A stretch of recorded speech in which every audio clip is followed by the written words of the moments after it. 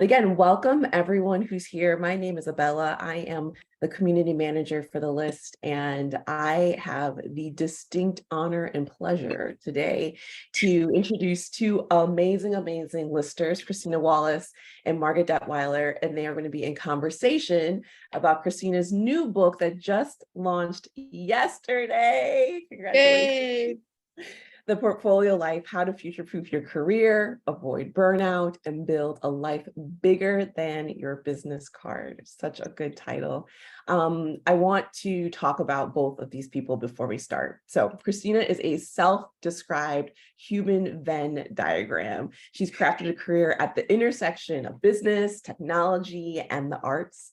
She is currently a senior lecturer at a little old school called Harvard Business School, where she teaches entrepreneurship and marketing, and where she gets, I hear the best guest lecturers to come teach in her class, namely me. In her free time, Christina sings with various chamber choirs, embarks on an adventure travel, and in her words, is a mediocre endurance athlete, which if you're an endurance athlete, you're already not mediocre. So just want to let you know that, Christina. She lives in Cambridge with her husband and her 2 children. And then the lovely Margit. Margit Detweiler is the founder of Tuesday Night, a platform dedicated to amplifying it's Tonight, not Tuesday Night. Yep. Every time I see it, I want to say Tuesday. Sorry. Margit is the founder of Tonight.com, a platform dedicated to amplifying the stories of Gen X women, and also the president of Gyrate Media, a content strategy and editorial development firm based in Brooklyn, the best borough, again, in my opinion. She's an award-winning reporter and editor and has contributed to Rolling Stone, Refinery 29, the Associated Press, Village Voice, only the coolest publications. And she is currently working on a TV pilot about midlife and 90s nostalgia. And y'all, I've seen the pitch and it is fantastic. So, these 2 people are just luminous, wonderful, amazing. And I'm just so grateful that they both exist in this world and that they're here with us today. Y'all, I'm going to stop talking and hand it over to them. I'm going to spotlight you guys if I can figure that out.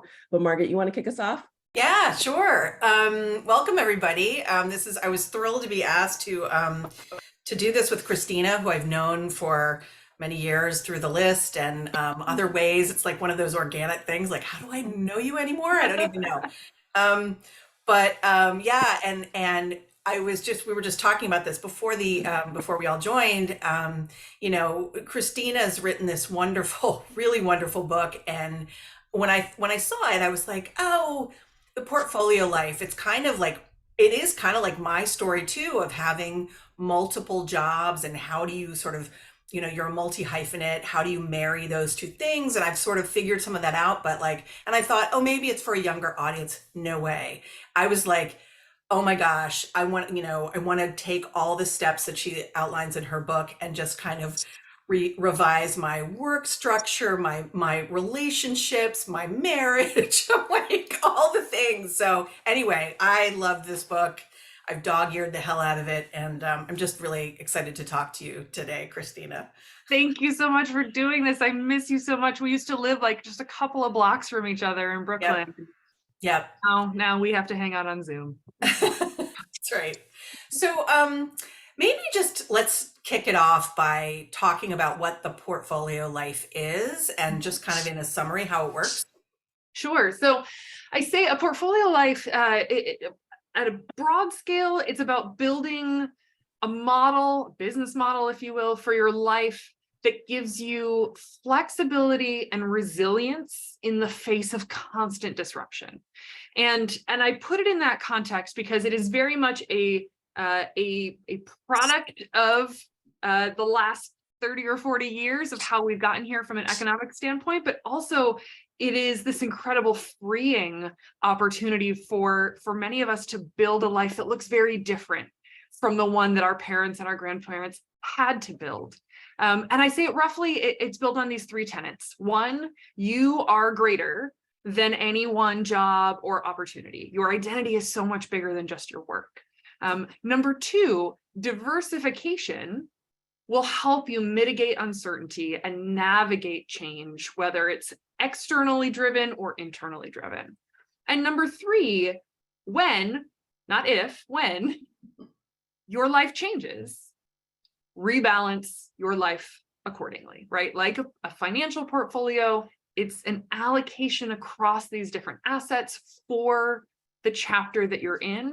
A portfolio life is the exact same. So think about the season, think about the chapter you're in, build what works for now, knowing you can absolutely rebalance when that changes. Yep. Yeah, you actually, there's a quote that you have in your book about, I think it's just like plain speak, like doing just one thing is the riskiest career move you can make. And that Mhm. was like, for me, I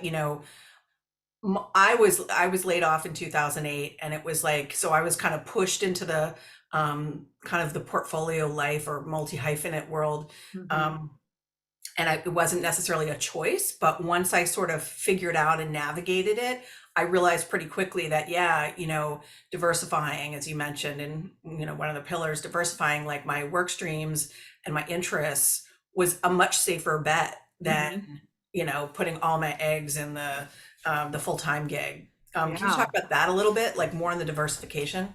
For sure. I mean, I think, I grew up with a model. Certainly my mom did this, my grandfather did this. You get a job, you stay with that job.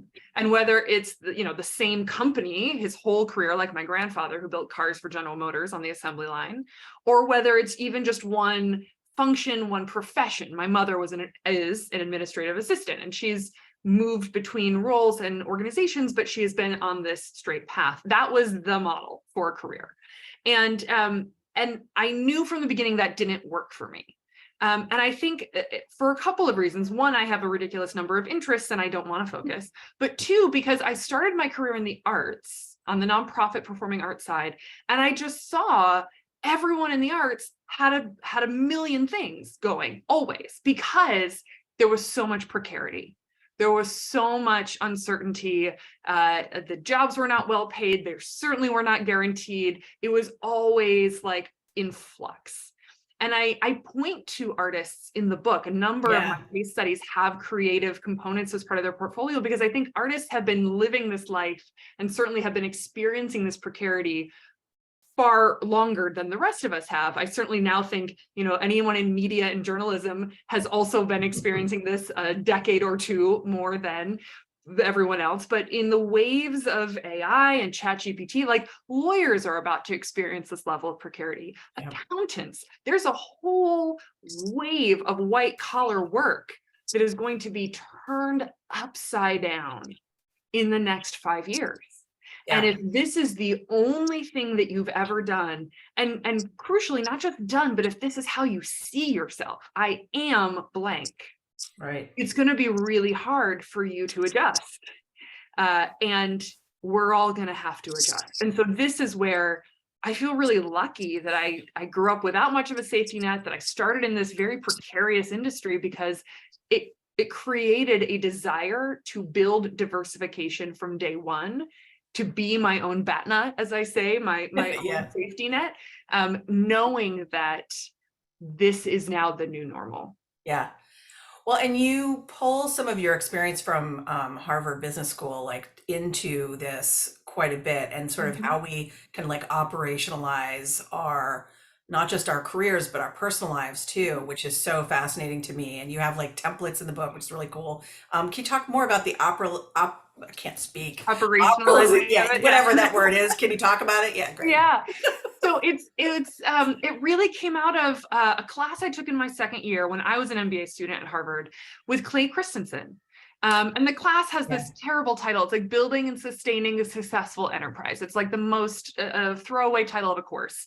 But the entire course is about building these models, these theories and frameworks for how to structure information, make decisions, and like understand the world as it applies to business. And on the last day of this course, he had just been, this was back in 2000, early 2010, he had just been diagnosed with brain cancer at the time. And he thought this might be his last time ever teaching. Turns out he got over that, but he had like 9 lives. He had so many things, and then he always got better until he didn't. But he gave this last class to us, this last lecture, where he talked about how how important it was to think about the intentional and to actively design and manage our lives with that same level of rigor and effort as we were going to design and manage our careers and the businesses that we were going to build and all of these things, that level of intentionality and effort would pay off. And in many ways, we could use many of these business tools that he'd been teaching us in the business sector. We could apply them to our personal life. And that was just this unlock for me that I had always just understood how to run things and organizations and teams. And I had really struggled with how to run my own life, like how to manage all the different work streams, how to think about finding the right partner, like all these things in my personal life, I kind of sucked at, and yet I was really good on this other side. And so I was like, wait, let's just take the language that I know and the frameworks that I can understand, and let's just apply them in a different context, because it's just one way to organize the world. Right. And it works for me. It may not work for everyone. One of the reviews of this book said it was incredibly wonky, my use of Gantt charts and all the things. And I was like, fine, you know what? I take that as a compliment. Yeah, totally. If it doesn't work for you, that's fine. It's not wonky. Not at all. But I think that's where this came from. This understanding of like, it's not extra to care about putting this much intentional effort into your life. Right. And it's not really like, it's not work-life balance. Like you sort of quash that, right? Yeah. I mean, I think work-life balance was invented in the 1980s in the UK as they were trying to figure out like, how do we let women have babies, but also come back to work? It didn't arise out of a natural phenomenon. It was like this fake framework that people tried to put together, and it didn't work. And there's now 30 years of research explaining why it doesn't work. And it's because work is a subset of life. It's not a like work and life on opposite sides of this teeter-totter. It is a subset of life, and work has to work in the context of your life. And so part of why I call this the portfolio life and not the portfolio career is that the allocation of your time and your effort and your energy to, yes, your work and whatever streams of activity that might look like is absolutely going to be in the context of the whole portfolio, which includes the allocation of time to your family, time to your health, to your hobbies, to your rest. And it has to be in the context of how much capacity do I have? What is the chapter of life I'm in? And how do these pieces fit together? Right.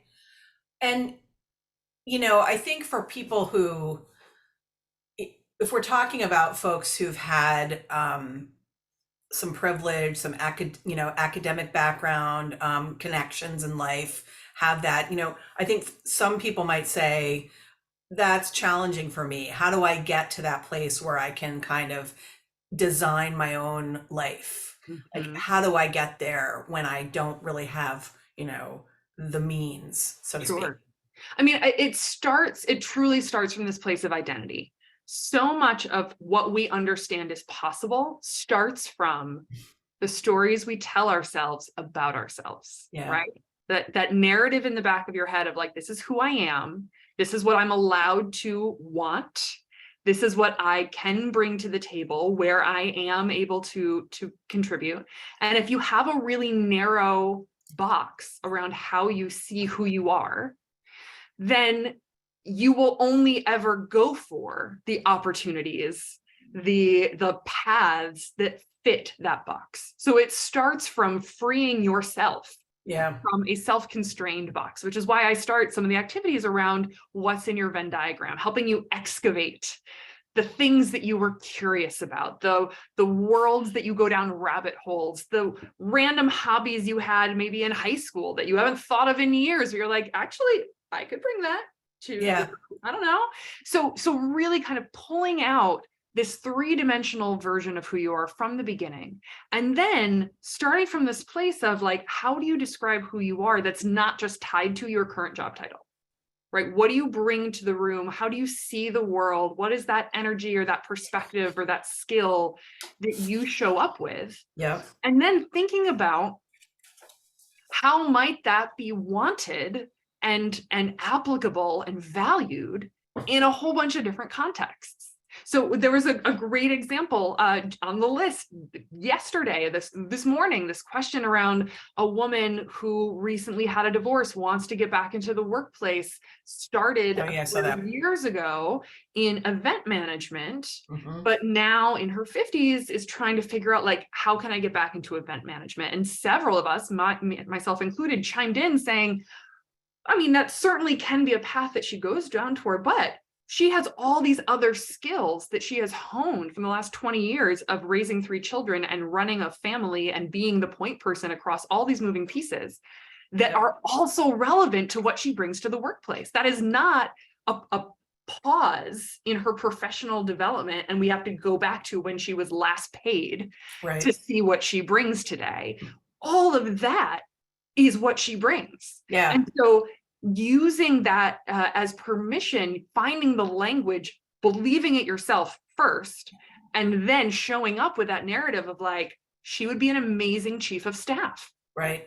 All of the Right. moving pieces that she has had to keep in play, the different she's on ways here. she has to communicate across different constituencies, right? Yeah. The tensions, the trade-offs, all of it. Like, I would kill to get someone who have raised 3 children into grown human beings, put them as my right hand in Totally. my, like, oh my gosh. Yeah. So it starts from that place. Yeah. Yes, privilege has helped me 100%. And I call that out in the book, but it does not have to be the basis for you to start. Right. Truly, it has to start from what is the story you tell yourself about who you are and what I you love, have to offer. sorry, didn't mean to No. stop you there. I love that one of the first steps you do is you have people ask your network of friends to kind of Yeah. tell you sort of what are, I was actually just looking in your book for the exact questions. Maybe you can share I know them because- off the top of my head. I got you. Yeah, I'm sure you do. There's 3 questions. Yeah. When have you seen me happiest? What do you come to me for? Like, what's that moment where you're like, I should see what Christina might think about this? And where do I stand out against my peers? I think these, for me, I developed these questions when I went out and did all my coffee chats after my first company failed, because I was at a place where I could not see myself clearly. I looked in the mirror and saw a completely useless person who had failed and had nothing to offer, and might as well just pack it all in and move back to Michigan. So I knew that that wasn't the truth, but I also could not see anything else. And so I took that moment to go and ask the people who knew me, what do you see? And it was important. I did 70 coffee chats. It was overkill. You don't have to do that many, but 70, did you say? Yeah, 70 in 30 days. 70. A lot of coffee. To be clear, I made them pay for the coffee because I was broke. I was broke. Okay. And I said that in the email. But it was a body of data that allowed me to pull out trends. So no individual person's, comments shaped what I did for the next chapter of my life, but I could pull together and really start seeing through lines from this data set that really helped me see what I had to offer, and crucially, which environments, what teams, what cultures, what contexts helped me thrive. Mhm. So that I wasn't just taking any good enough job to get me back on my feet, but I was making forward progress in a place where, like, this was going to be better than what I left behind. Right. Talk a little bit about the burnout aspect of this too. Just kind of how, sometimes I think, like in the beginning, before I read your book, I was like, yeah, so how do we, when we're diversifying our careers, we're managing several streams, both in our work and, home life.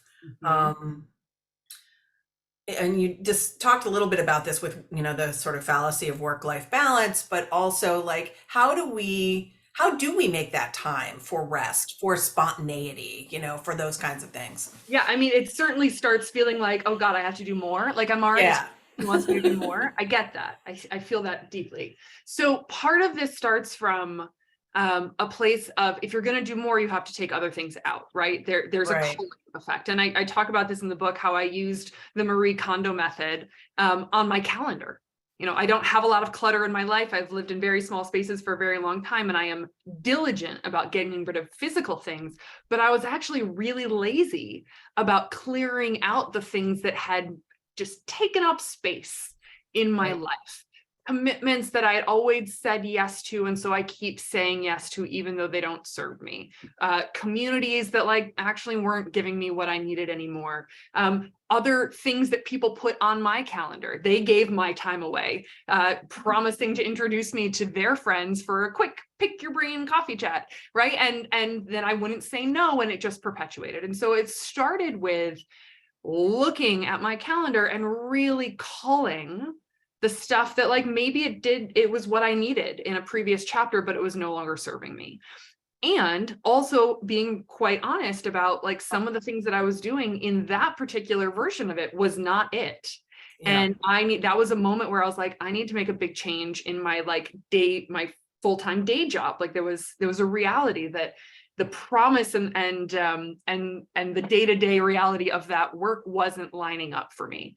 And so it was a kind of a call to action to change. And because part of the cluster of my calendar at that point was adding a whole bunch of other things to bring me joy, to feel accomplishment, to feel community, because my day job wasn't giving me those things. Yeah. It wasn't giving me what I needed. And so I added additional things to make up for that.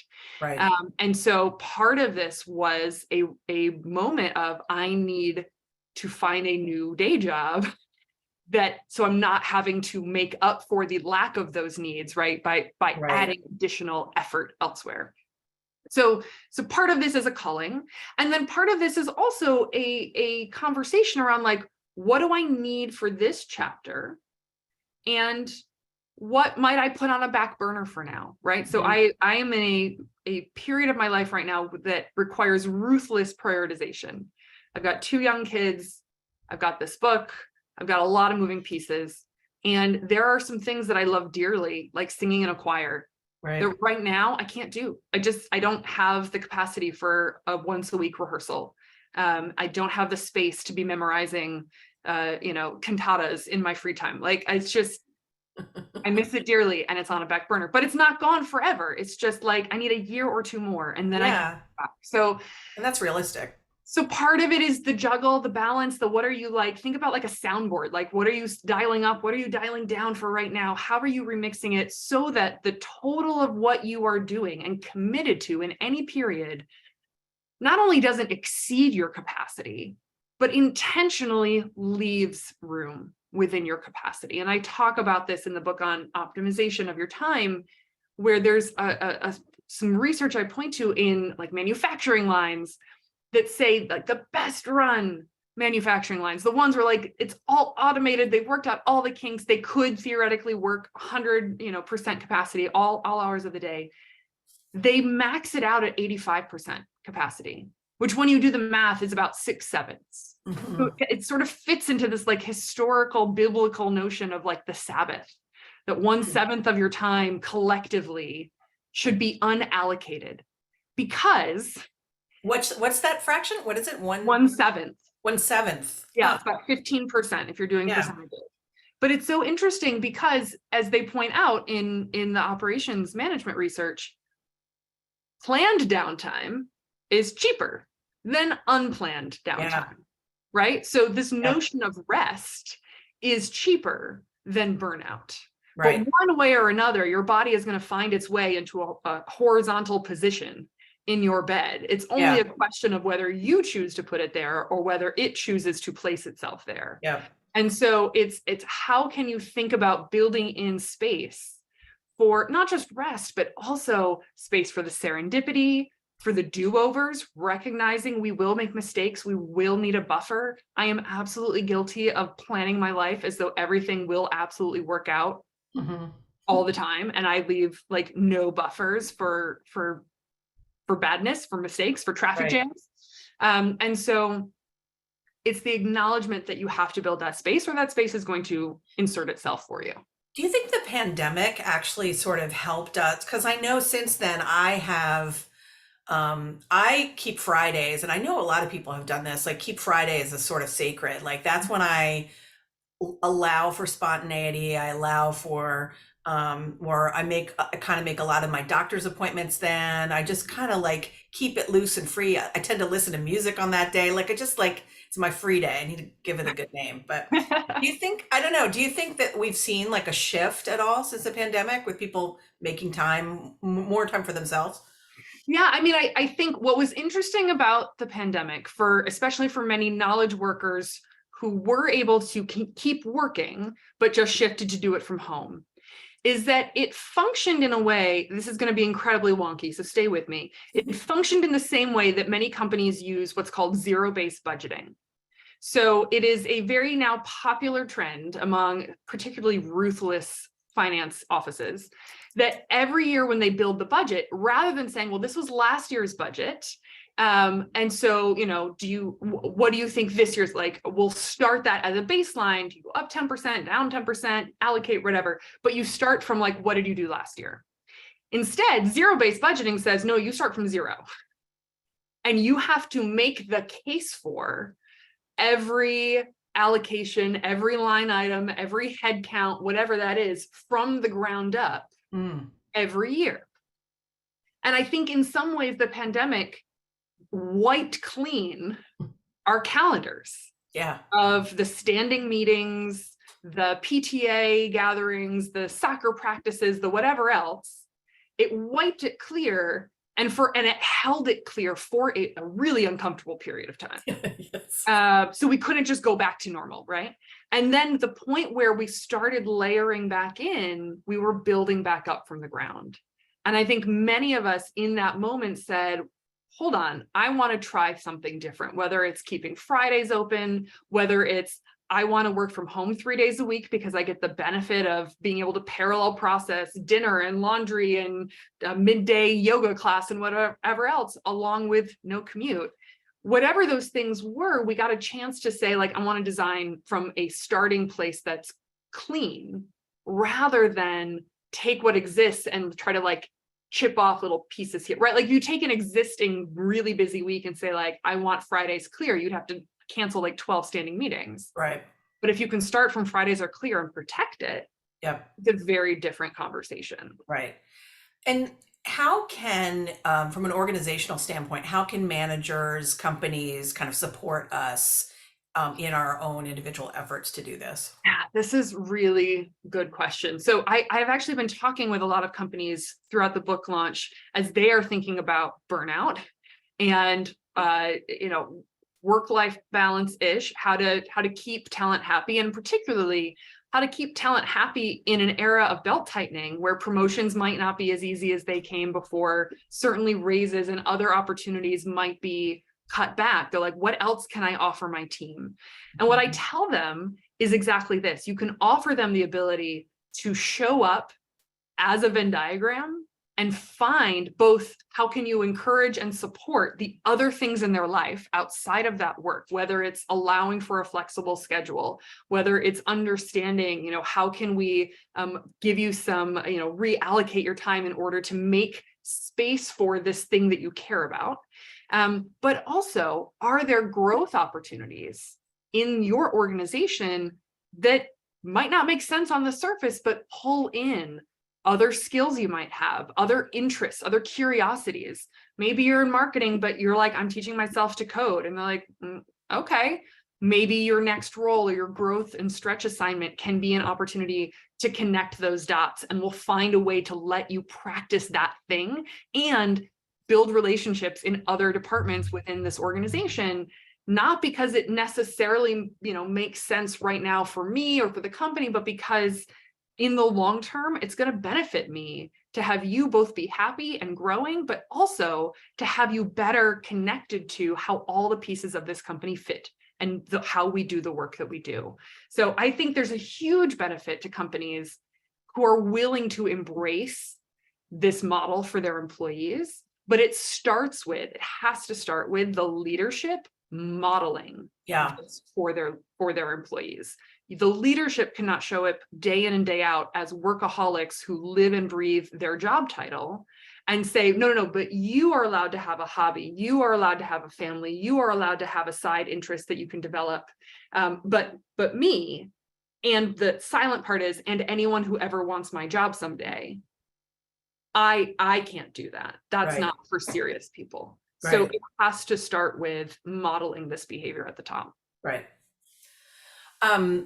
You talk about the I think it's 3 different kinds of sort of diversified workers. I think one is zigzag, right? Tell me what those are and what the differences are. Yeah, the moonlighter, the zigzagger, and the multi-hyphenate. So these are just 3 examples of how I call them business models, because that's the vocabulary I come from. But these are just 3 frameworks for how pieces of your life could fit together. There are many more, but I use these 3 as sort of a starting place as you're trying to imagine, okay, what might my portfolio look like? So the moonlighter is the one we're probably the most familiar with. This is someone who has a quote day job and then has a thing on the side that they care deeply about. Now, this might be something that they monetize, something we frequently call side hustles. This might be a really serious hobby, photography, pottery, coding, I don't know, writing musical theater lyrics. Hi, Rachel Sklar. So it could be this thing that you care deeply about that maybe you're not monetizing yet, maybe ever, who knows, but like is a thing that really matters to you in your life. And those are kind of like the 2 principal work streams, if you want to call it that. And then you have sort of your family, your friends, your whatever else that might kind of flesh out the rest of this. The second one, zigzagging, often grows out of moonlighting. So zigzagging is a very common one. I have frequently done this, where the moonlighting project kind of grows and is in many ways de-risked. You're validating it, you're getting some traction, you're understanding the space, you're building your reputation in that world, you're building your network in that world, and it grows to the point where you leave the day job and you go all in on what was a moonlighting project and is now your new kind of full-time thing. And on the surface, this zigzag makes no sense. You're like, what just happened here? But in reality, you've been laying the groundwork for a while, and you were able to make that, it's not even a pivot, it's like a full court travel, but you were able to do that because you did the work, and it was a really intentional choice. And, you know, as you're doing that now, you've zigzagged, now maybe you pick up a new moonlighting project, right? Like that, they can flow and fit together. The third one, the multi-hyphenate, is really about someone who says, I want to live in these multiple worlds simultaneously. And neither of them is sort of the main project and the other is the side project. It's like, I am going to kind of be in these things. This is often someone who is an independent worker and might have a portfolio of freelance work, who might have multiple clients, multiple things they do. I use an example, a lister who is Kat. She is both a website developer, an engineer, a software developer, but also a playwright. I love that. And she is both of those things, like fully. Yeah. And she can't and shouldn't hide one of them in order to be taken seriously in the other world. She is both of those things, and she owns that.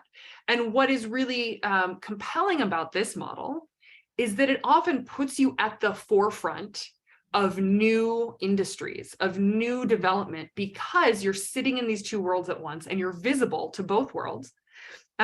So she was invited to be part of the TED Fellows program, really investigating the future of art and AI and technology. Like, how do these worlds mash up? And she was able to do that because she spoke both languages fluently. And it put her in that position to sort of be on the vanguard of that new world. This is a really fun place to be. You're sort of part of the group defining and building the future. It can also be a really frustrating place to be because you are leading the charge, and so you don't fit into anyone's boxes. Right. You can't check a box on a grant application. You don't know how to fill out your mortgage, like whatever those things are. And so it can both be really fulfilling and also require a lot more effort. Right. Connecting the dots, helping people make sense of what it is you do, and putting the pieces in place, whether it's from a financial point of view, from a team point of view, to make sure you have the support to live that life. Yeah. Yeah. I mean, I think you have a chapter about telling your story and how you communicate, your particular expertise. And I think you've got some specific tools in there to be able to do that. I was actually it becomes, I was on an Instagram live this morning with lister Molly Beck, and she was saying that she did some of this, like, getting feedback from people exercise. And one person in particular was like, I don't even know what you do. You're so flaky. And she's like, what? What? Like, and I was like, first of all, this is why you get a base of feedback. You do not take any one data point as truth.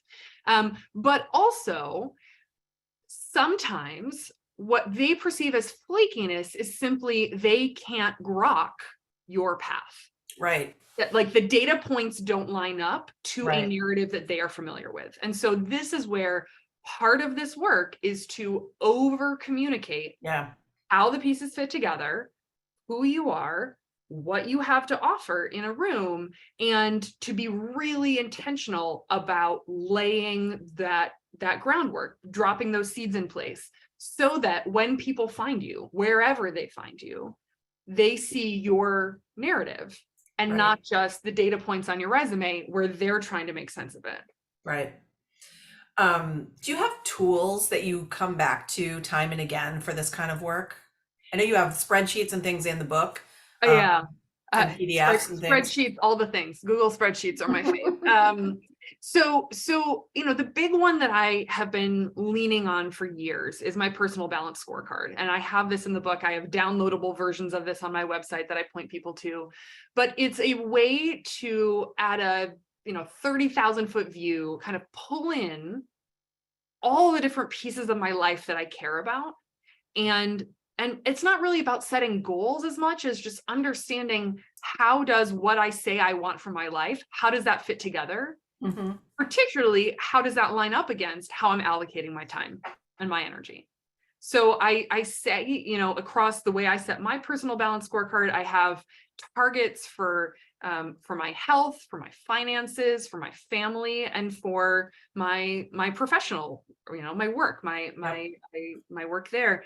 And I set out these sort of strategic priorities. I say, like, this is what I say I care about for the year. And then here are some specific things I'm going to do this year to drive toward that goal.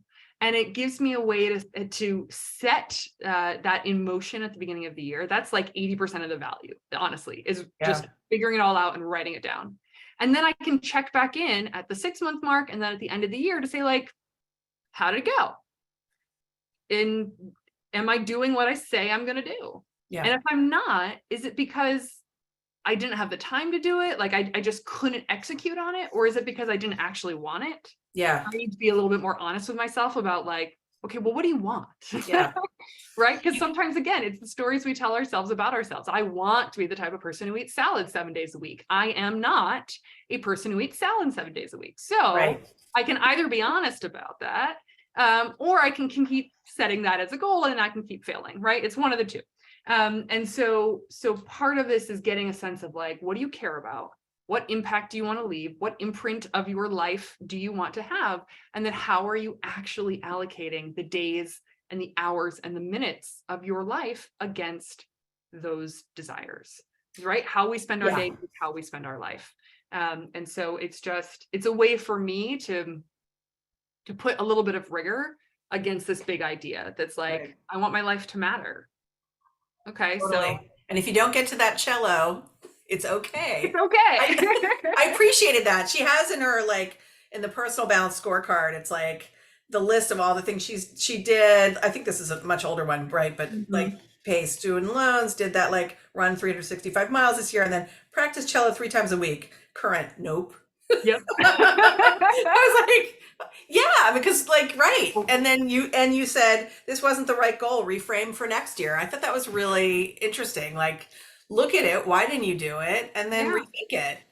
Yeah. I mean, that was actually a really helpful goal to fail at, because what I realized was what I wanted was to make sure that I was continuing to make music and not just consume music. And in my head, I've got this cello in the corner that I've carted to now like 32 apartments over the last, Like my piano. 40 years or whatever. I don't even know how old I am. But this cello is like a physical reminder of my childhood, of the dedication, and the time in the practice studio and all these things. And it just stares at me all day long. It's like, remember, you used to once, you could play Stravinsky once upon a time on this thing, and now you can't play Happy Birthday. And so in my head, it's like, okay, you want to make music? Let's get back in there, play your etudes, do your scales, right? It's like all the things to get back to my former glory. And what I was realizing was like, okay, but that doesn't motivate me to practice. No. Like, that's like the worst version of eating your vegetables. That's like boiled Brussels sprouts with no salt. Like, no one wants that. Apologies to anyone who loves practicing scales. So what I realized in that year that I failed at practicing cello was I actually formed an a cappella group that year. It was an all-tech a cappella group, NYC Sharp. Yes, that is a play on the C# programming language. And we performed all over New York. This was a hot minute in the New York tech scene in 2013. We had this like thing going, and it was so much fun. And I got to make music, and it was a part of my life. And I was like, you know what? I failed at the specific cello goal, but I succeeded at the motivation underneath the cello goal, which was keep music in your life. Yeah. And so again, part of this is understanding, okay, what do I actually want? And how do I make sure that I can put time toward that if it is in fact what I actually want? Yeah. Is the cello still in the corner? And is still in the corner. And my 3-year-old the other day was like, what's that, Mama? And I was like, I don't want to talk about it. You can't get rid of it, I know. But she has all of these instruments. We have like percussion instruments out the wazoo. She plays the piano all day long. And she knows what a violin is. She knows what all these things are. And so she's just kind of like, what's that? And I was like, yeah. I need more therapy before we can talk about that. I know we want to get to questions too. So if anybody has any, definitely, right? Bella, put them in the chat. Is that right? Feel free to put them in the chat, or please come off mute and speak. Oh yeah, even better. Any questions? Yeah. I just wanted to ask you, though, I wanted to jump in here. I am still singing, let me be clear. I'm just singing Elmo.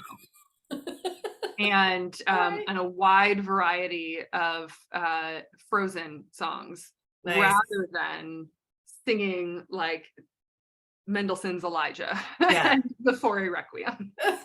Did you see the Frozen thing with Idina Menzel, the TikTok, the kid who sang it beautifully? Oh my God. I watched that like 10 times. Yeah, no, our current on repeat is the Encanto live at the Hollywood Bowl. And so I get to, depending on what parts my 3-year-old will allow me to take on in any given performance, I have a range of singing available to me. Nice.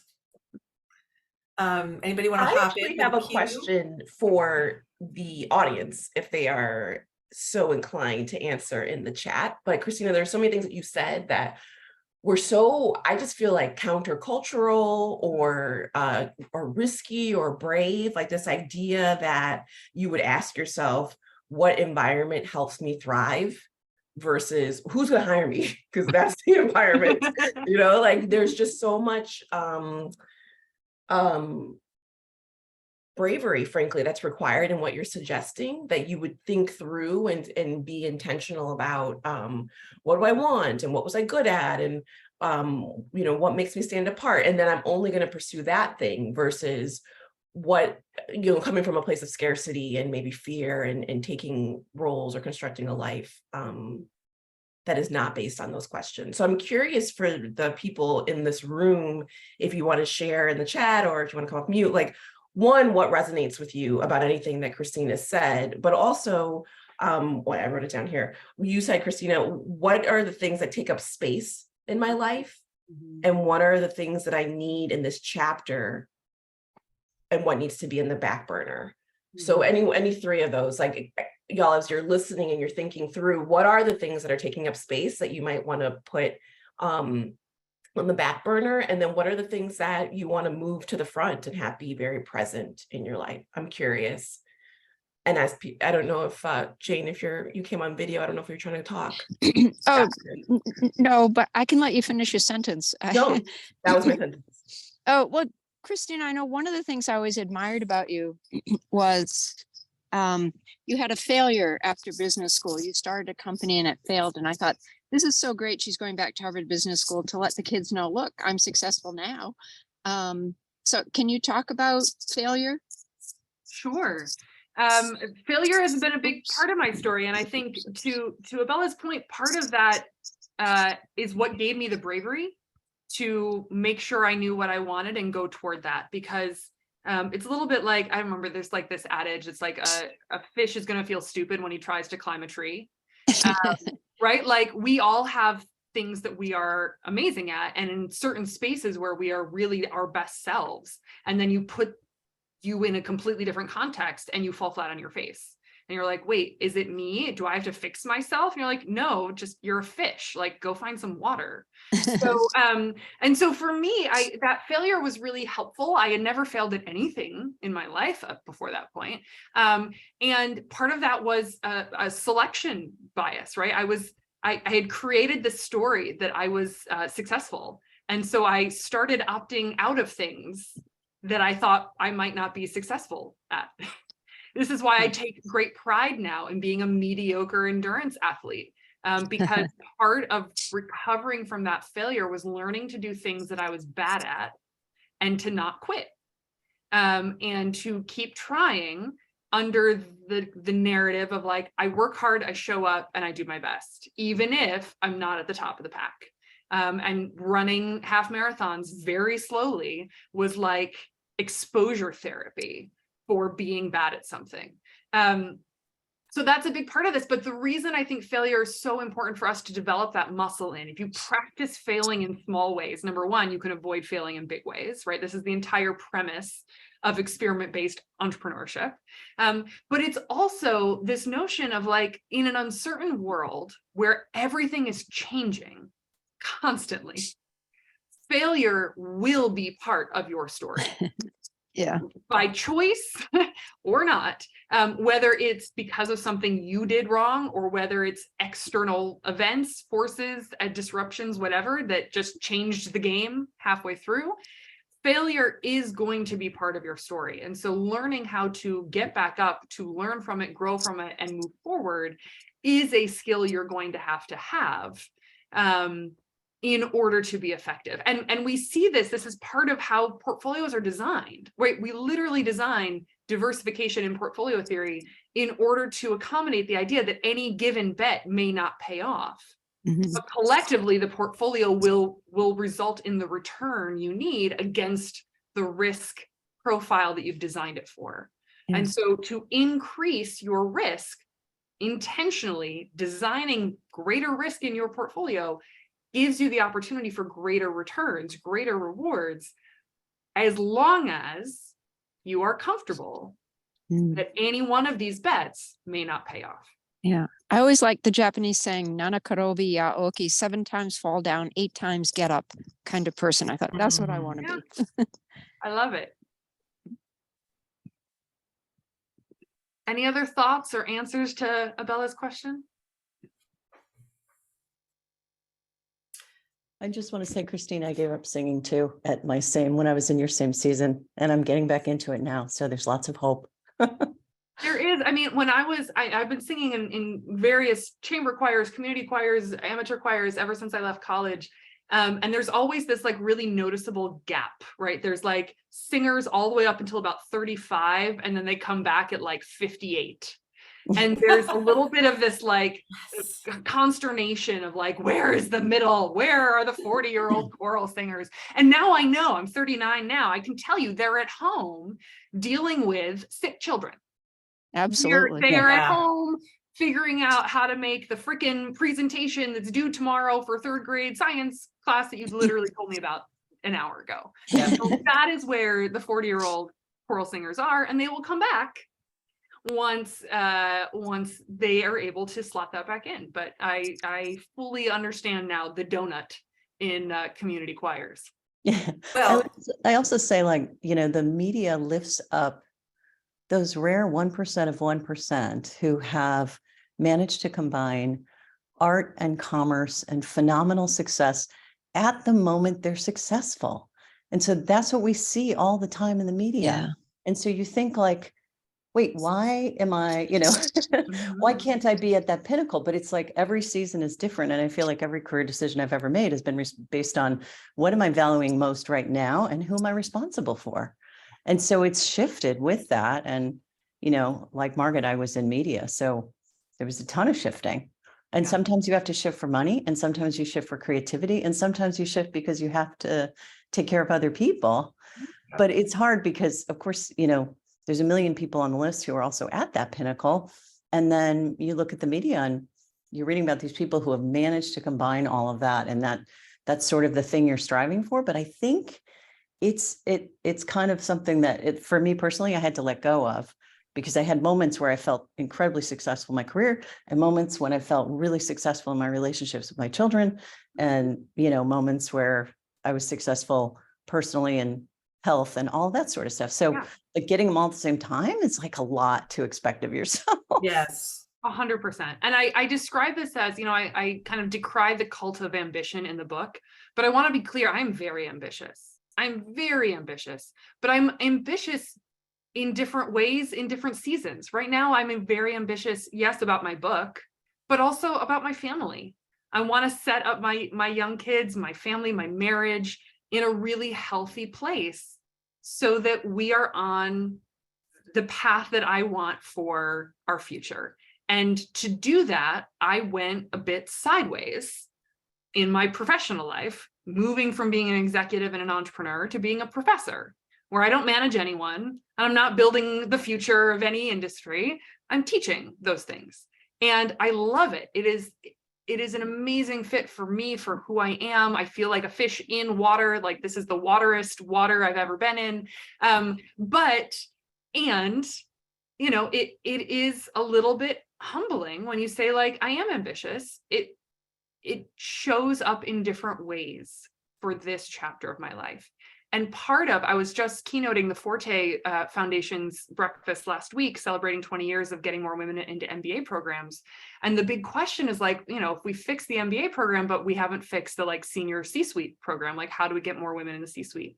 And part of my answer was, we have to allow and embrace and reward portfolio lives in that zigzag toward the C-suite. We have to embrace and reward getting back on that ambitious ramp if we've taken a chapter off. And I think one of the most freeing parts of that, if we do this for women, hopefully, ideally, we'll start seeing a lot of men who actually want that too. So that it's not just, well, we have to make sure we're not penalizing the women who've taken 5 or 7 or 10 years off and hold them up against the men who didn't. We're going to be seeing leaders of all stripes who have worked their way toward positions of leadership with various seasons and chapters, developing different skills and seeing different versions of the world that put them in a place to be the right people to lead the next chapter of your company. Yeah. I also think, in midlife, like, as you sort of mentioned earlier, the women in the chorus were either younger or in their 50s, and I'm 55. And I think it is one of those ripe times where we realize we've had all this life experience, and it's a moment where we can kind of say, yeah, like, we have these seasons and cycles that change, and I can take some time for myself. I do think, and I wondered throughout reading your book too, about the risk element. I think we can get a little less risk, or we become more risk averse. Mm-hmm. We're open to the chorus thing, but we might be like, do I really want to start that? So I wondered if actually you had a few words coming from my community of midlife women, for those women who are maybe a little afraid as they get older and more sort of firm in their career path. Yeah, I mean, this this is the big piece of this. I just got done with a big financial planning engagement with a financial advisor.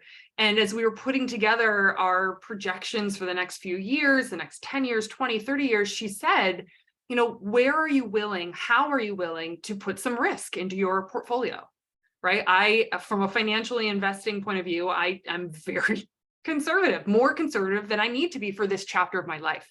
I literally have to design more risk into my financial portfolio in order to meet the growth needs I need for the long term for my family and for my future. And it was such a great reminder that at every season of your life, you have to intentionally decide, what is that risky investment I'm going to make right now?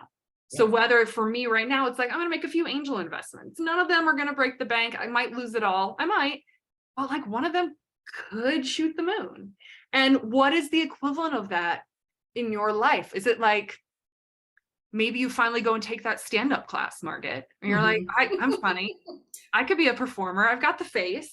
Right. And I've always been great at telling stories at parties. And like, I don't know, maybe I do this thing. Maybe I go try the class. And maybe you have some future as a stand-up comic who gets a Netflix special, or maybe you just develop more confidence, more presence, more ability to land that line so that it helps your public speaking gigs. Suddenly you are now getting to monetize this other piece of your portfolio in a better way. Right? Like not everything has to be designed toward how is this going to, Jane's already ready to coach us. I love Yes, that. I know. Yes, I accept. I absolutely believe at some point Me stand-up too. will be in my life. So what is that thing that you're like, I want to try and I could be terrible? Yeah. Or who the F knows? So I challenge you to be intentional about where and how am I adding risk, smart, strategic, planned risk to my portfolio for this next chapter. What is that thing I'm going to do that scares the crap out of me, but also kind of might secretly be my next big thing? That's great. That is a perfect note to end on, exactly on time. Margit, Nothing you is not are a stage manager. Well done. Margit, you are a wonderful interviewer. Thank you so much for saying yes to this. And Absolutely. This, of course, this was like amazing. Christina, bravo. I wrote it in on the list. I'm so excited for all of us and all the people who are going to read your words and feel seen, feel inspired, feel motivated. It's really going to make an impact, and we're just glad that you spent a little time with us, sharing your light and your brilliance with this community. So thank you, thank you, thank you. Thank you to everyone that's in the room. You could be many places and you're here. So thank you so much for that. Have a wonderful rest of your day. Christina, Margit, you're the best. Thank you.